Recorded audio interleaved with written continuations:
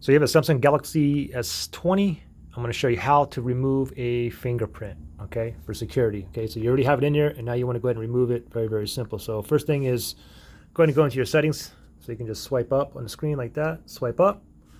Go into your settings here. I'm going to go ahead and scroll down and look for biometrics and security. Oops, just biometrics and security. Tap on that. And now, if you look at fingerprints, you should have at least one fingerprint that has been added. Okay, we can go ahead and erase. If you have multiple fingerprints on there for different fingers on different hands, we can erase all of them. Okay, anyways, I only have one on here. So just go ahead and tap on that. And then you need to enter your swipe code, PIN, or password. I have a PIN in mind. So let me go ahead and insert that. I'm going to go ahead and click on next. And now I'm going to go ahead and tap on fingerprint 1. And we're going to move this one, remove it. Okay, so just top right hand side right here. It says remove. It says remove one fingerprint.